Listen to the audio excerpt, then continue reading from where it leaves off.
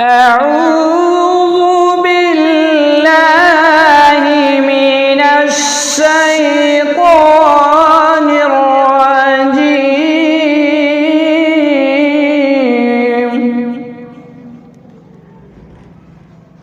بسم الله الرحمن الرحيم.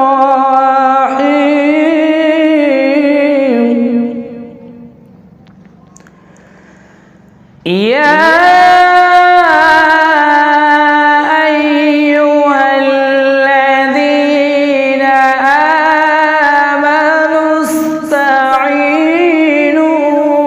بالصبر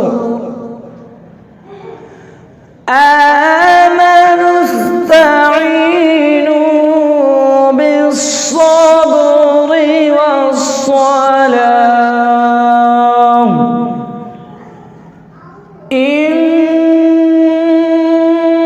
الله مع الصابرين.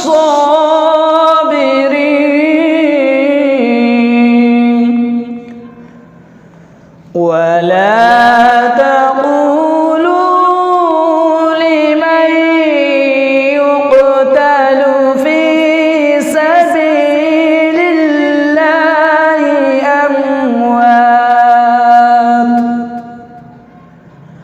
بل أحياء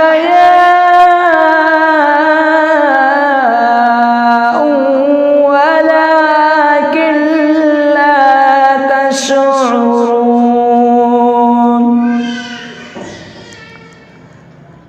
ولنبلونكم بشيء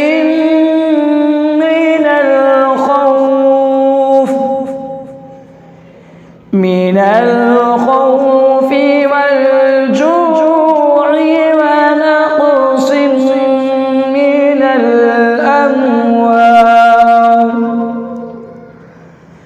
من الأموال والأنفس والثمرات.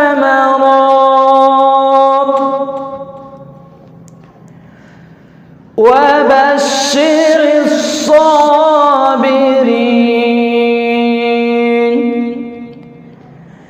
الذين إذا